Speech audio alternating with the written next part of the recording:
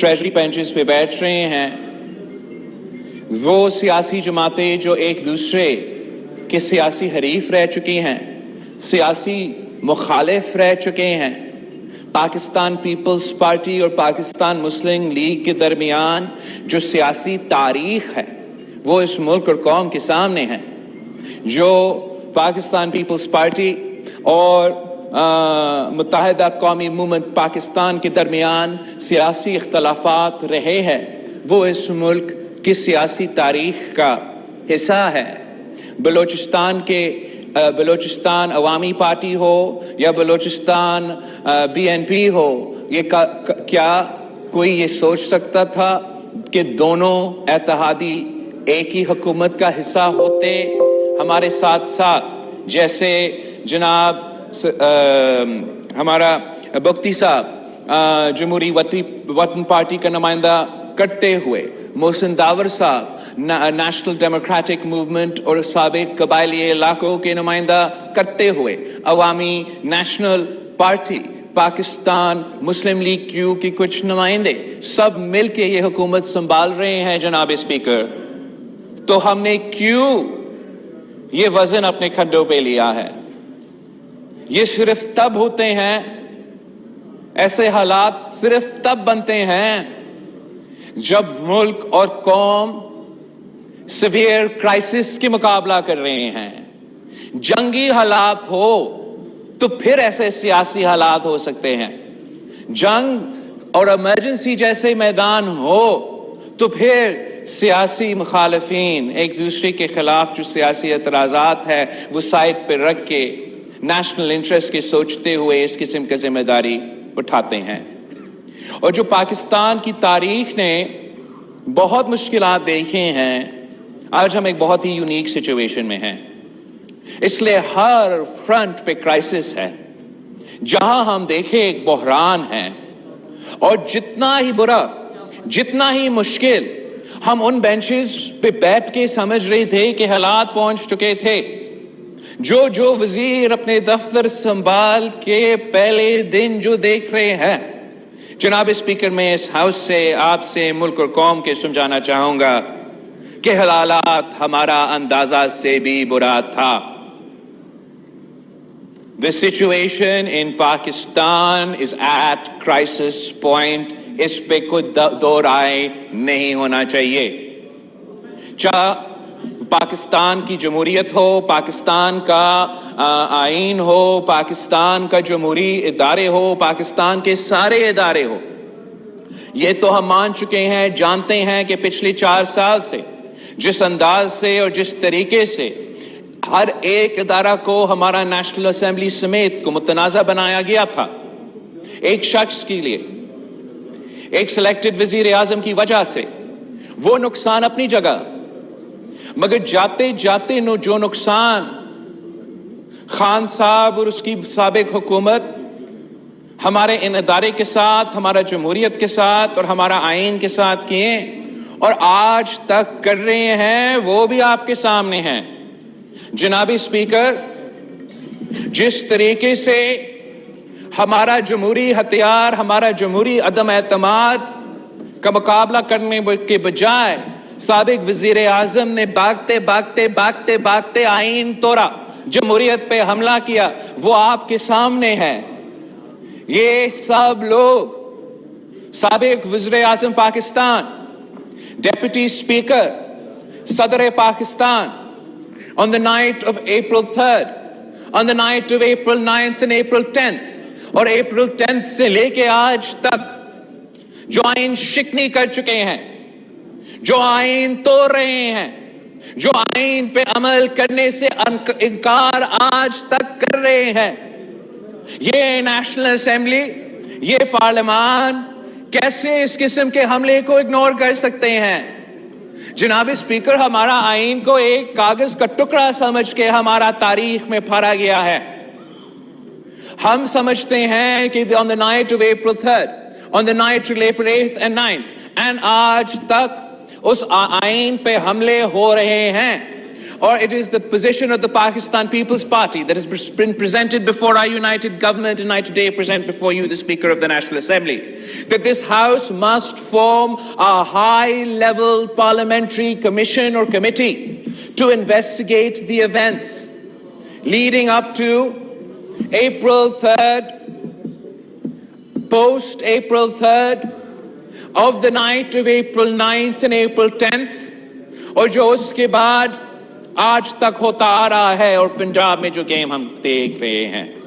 اگر میں یہ آپ کے سامنے نہیں کہہ رہا ہوں کہ جرم یہ ہوا ہے اور جرم کا سزا یہ ہے اور حکومت کو فوراً ان جرم کے مطابق کیسز لانچ کرنا چاہیے. میں آپ کے سامنے یہ کیس پریزنٹ کر رہا ہوں کہ ہمیں ان حملے کو سیریسلی لیتے ہوئے ایک کمیشن بنانا چاہیے, انویسٹیگیٹ کرنا چاہیے کہ کون کون ان غیر آئینی غیر جمہوری کاموں میں ملوث تھے. اور جہاں تک اپریل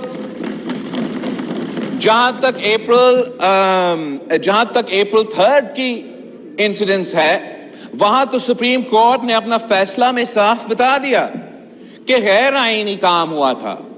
لیکن آگے جا کے جس طریقے سے ان کورٹس کے آرڈرز پہ عمل نہیں ہو رہا تھا, اور جو بھی وہ تسلسل تھا, جس طریقے سے اس سابق حکومت نے اس مقابلہ سے, جمہوری مقابلہ سے بھاگتے ہوئے آئین اور جمہوریت پہ حملہ کیا, جناب speaker, the people of Pakistan expect accountability.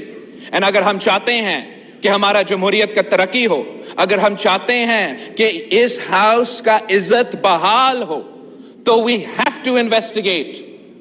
We have to investigate and come to the bottom of these events. And جو بھی ذمہ دار لوگ ہیں, جو بھی appropriate action ہے, اس investigation کے, in light of that investigation, we can then move forward on this front.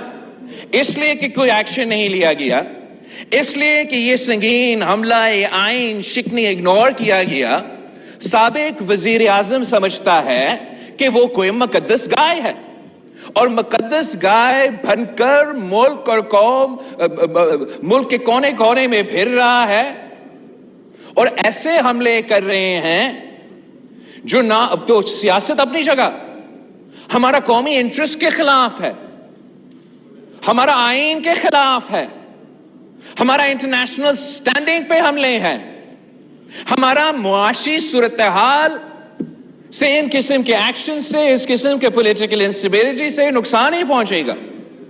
اور یہ کیوں سمجھتا ہے کہ وہ مقدس گائے ہے؟ وہ اس لیے سمجھتے ہیں کہ مقدس گائے ہیں کہ آج تک اسی ایک سلیکٹڈ کے خلاف کوئی قدم نہیں اٹھایا گیا. آپ نے, ہم سب نے یہ اگنور کیا کہ 2018 کے الیکشنز میں ملک کے بدترین دھاندلی کے تھرو, ہمارا ادارے کے حملے کی وجہ سے ایک حکومت بنایا گیا, 4 سال پہ اس ملک میں مسلط ہوا, معیشت کو تباہ کیا, خارجہ سطح پہ پاکستان کو آئسولیٹ کیا, آئین, جمہوریت, انسانی حقوق, معاشی حقوق پہ حملہ کرتے آئے, صوبے کے حقوق پہ ڈاکے مارتے رہے, بجلی کا بحران پیدا ہوا جہاں بجلی بحران نہیں تھا, پانی کا سنگین بحران پیدا کیا گیا, اور آج تک چولستان ہو, سندھ ہو, بلوچستان ہو, ان کو ہمارا جو فوڈ سیکیورٹی سچویشن ہے جناب اسپیکر, ان جیو پولیٹیکل ایونٹس سے پہلے ہی مشکل لگ رہے تھے. ہمارا ویٹ کا بحران جیو پولیٹیکل ایونٹ سے پہلا پیدا ہوا تھا. آپ کا یوریا اور کھاد کا بحران ان انٹرنیشنل ڈیولپمنٹس سے پہلے ہوئے تھے. آج جو آپ کا فوڈ سیکیورٹی کا پوزیشن ہے, وہ نہ صرف اس پہلے بحران کو ہم نے کسی طریقے سے فل کرنا ہے, مگر جو جیو پولیٹیکل ایونٹس ہرائزن پہ ہمیں نظر آ رہا ہے, جو یوکرین, رشیا اور نیٹو کے درمیان ایک سچویشن پیدا ہوا ہے, اس کی وجہ سے مزید مشکلات کا سامنا کرنا پڑے گا آپ کو, پاکستان کو, اس ریجن کو, پوری دنیا کو.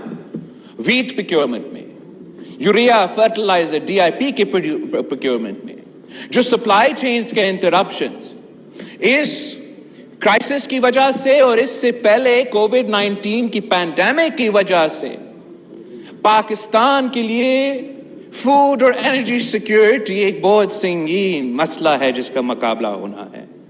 اور ان سارے کے سارے حالات میں ہم اس وزیر اعظم کو اجازت دے رہا ہے کہ وہ جو بھی جی بات کرے، وہ جہاں بھی حملہ کرے، کوئی اس سے پوچھنے والا نہیں ہے.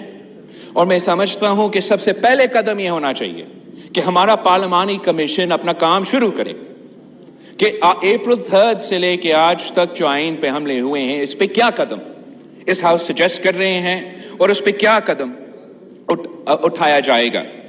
ہم یہ برداشت نہیں کر سکتے کہ وہی شخص جو اکاؤنٹیبلٹی کرپشن کر رہا 30 سال سے، جناب اسپیکر 4 سال سے نہیں، 30 سال سے ہمارا کان پک چکے ہیں یہ سن کے کرپشن، چور. 4 سال حکومت پہ رہ کے ایک چور کو سزا نہیں دلوا سکا، خود چور نکلے، خود تاریخ کا سب سے بڑے چور نکلے. یہ نیا حکومت کا ہمارا تو ورژن نہیں ہے، یہ ٹرانسپیرنسی انٹرنیشنل کے مطابق جو کرپشن پچھلے 4 سال میں ہوا ہے پاکستان کی تاریخ میں اس کا مقابلہ نہیں کر سکتا. جو ہم نے دیکھے کہ وزیر اعظم اور خاتون اول کے جو ارد گرد لوگ تھے وہ 4 سال کے اندر ارب پتی بن چکے ہیں. جس وزارت میں اب دیکھے irregularities ہے، کرپشن ہے. کوئی وزیر اعظم سے پوچھے کہ آپ کے اور خاتون اول کی جو دوست ہے ان کے ویلتھ میں اتنا اضافہ کیسے ہوا. کوئی وزیر اعظم سے پوچھے کہ وہی شخص جو اس عہدہ سنبھالنے سے پہلے وہی وزیر اعظم کا اپنا جو فائنانشل پوزیشن ہے وہ 4 سال میں اتنا زیادہ کیسے بھرا. تو وہ بیرونی سازش کا بات کرنا شروع کرتا ہے، وہ عدالت پہ حملہ کرتا ہے، وہ ادارے پہ حملہ کرتا ہے.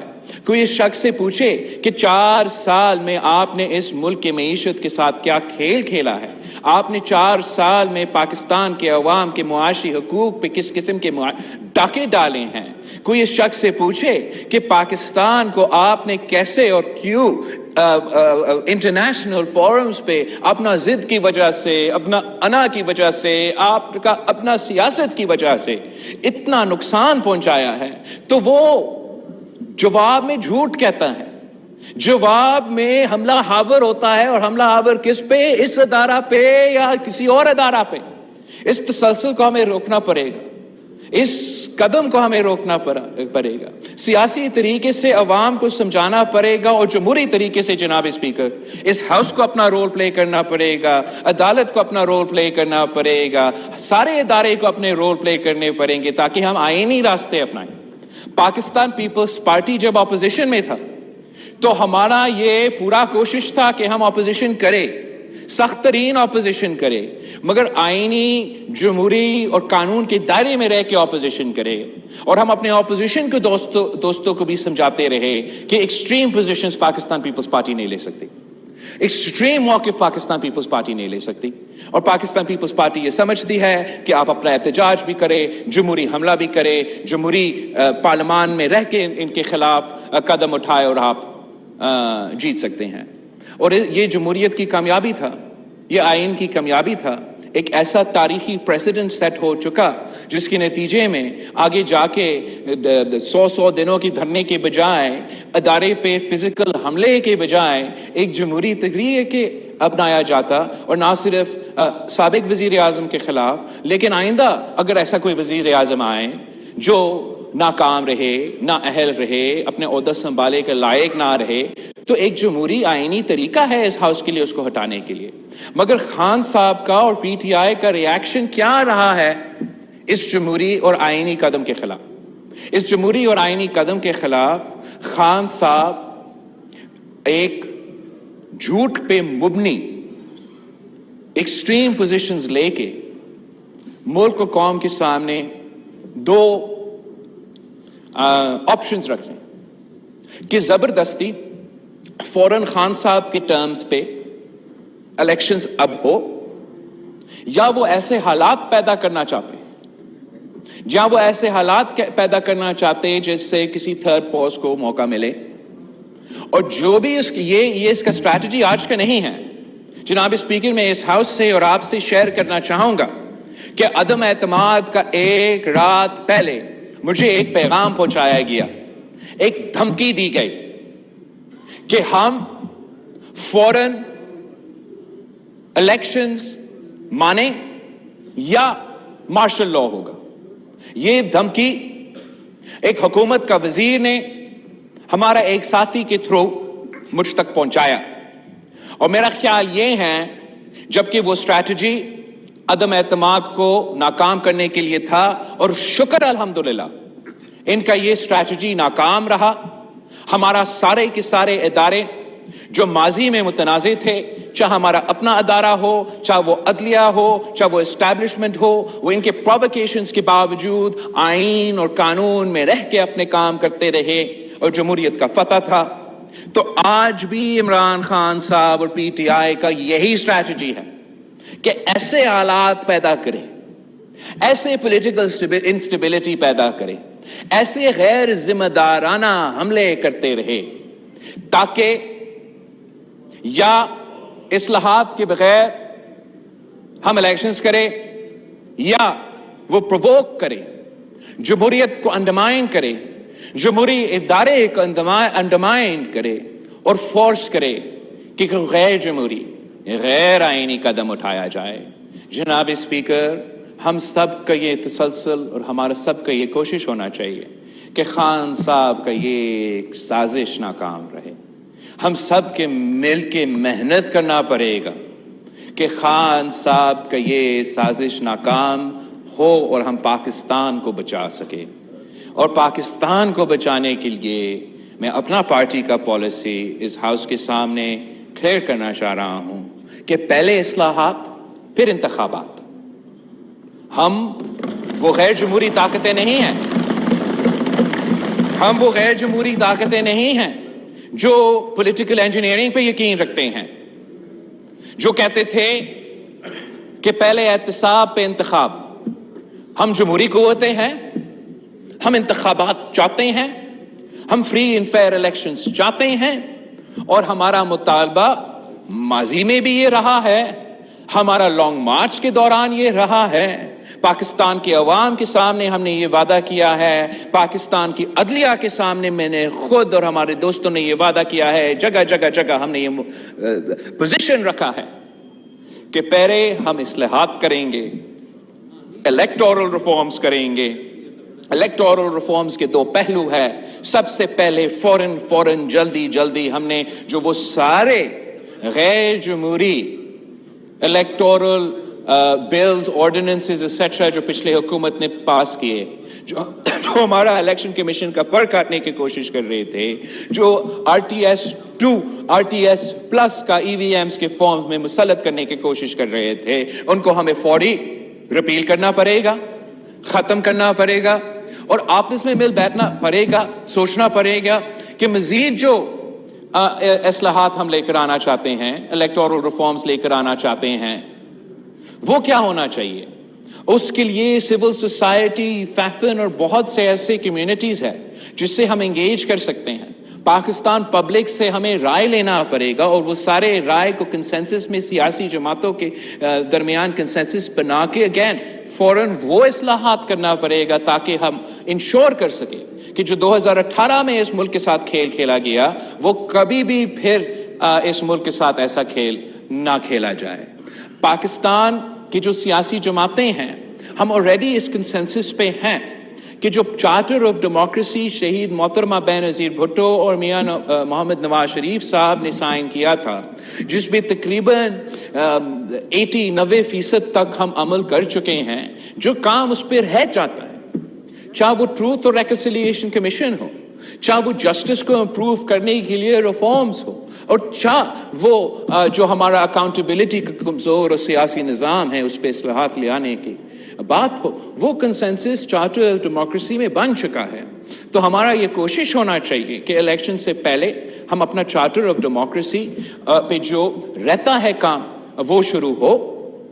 جو ہم نے نیا چارٹر آف ڈیموکریسی بنانا ہے وہ شاید ایک لمبا چوڑا کام ہو.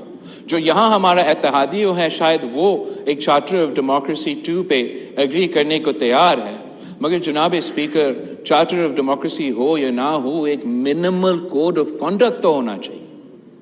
ایک منیمل کوڈ آف کنڈکٹ ہونا چاہیے یہ سارے جماعتوں کے لیے. اور وہ جماعت اور جماعتیں جو یہاں نہیں بیٹھے ہیں کہ آپ اس ملک میں سیاست کیسا کرنا چاہتے ہو. کیا ہم آئین اور جمہوریت پہ چلیں گے؟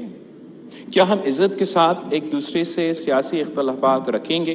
اور اختلافات رکھتے ہوئے ہم آپس میں ایک دوسرے کی رائے شیئر کر کے جہاں ہم ڈس ایگری کرتے ہیں جہاں ہم اگری کر سکتے ہیں کنسنسس بنا کے ایک مسائل کا حل نکال سکتے ہیں. وہ بیسک جو کوڈ آف کنڈکٹ ہے اس میں نہ صرف یہ سارے جماعتیں مگر وہ جماعتیں جو یہاں نہیں ہیں ان کو بھی ہمیں آن بورڈ لینا پڑے گا. اور اس میں بہت ضروری ہے کہ وہ فریم ورک ایسا پریزنٹ کیا جائے جس سے ہم اپنے سارے ادارے کو ایک ایسا سپیس دے سکے کہ وہ نان پارٹیزن اے پولیٹیکل جمہوری آئین میں رہ کے کام کر سکے. چاہے وہ ہمارا عدلیہ ہو، چاہے وہ ہمارا اسٹیبلشمنٹ ہو.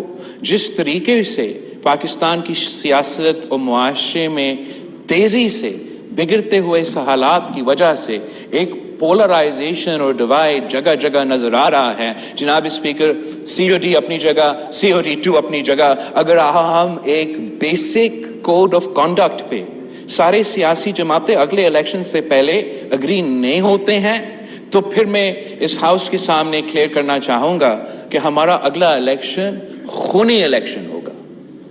اس لیے جناب اسپیکر، ہم تو ایک زمانے میں انسیولائزڈ ہوتے تھے، اس قسم کے طریقے اپنائے نہیں تھے. اور تب تو ایسے ہوتا تھا کہ جس کے پاس زیادہ طاقت تھا، جو لڑ سکتا تھا، جو مار سکتا تھا، وہ جیت سکتا.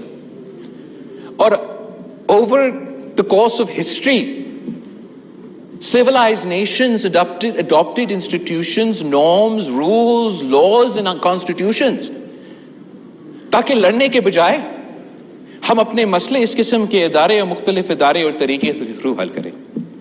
اور انفارچونیٹلی ہم وہی پوزیشن پہ واپس جا رہے ہیں جہاں ہمارے ادارے اور اس مسئلے سے نکلنے کے لیے کہ جو طریقہ کار ہے، جو فورمز ہے، ان کا نہ کوئی عزت رہا ہے، نہ کوئی طریقہ کار رہا ہے. No one is willing to follow the rules of the game. اور جب ہم ادھر بیٹھنے کے لیے تیار نہیں ہیں، جب ہم جمہوریت، الیکشنز اور جمہوری طریقے پہ یقین اور اعتماد رکھنے کے لیے تیار نہیں ہیں، تو رہتا کیا ہے؟ رہتا یہ ہے کہ آپ بھی بندوق اٹھائیں، میں بھی بندوق اٹھاؤں، اور دیکھتے ہیں کون جیتے ہیں کون نہیں جیتا. یہ حالات بنتے جا رہے ہیں پاکستان میں. اور یہ ایک وفاقی نظام ہے ہمارا، اسلامی جمہوری وفاقی نظام.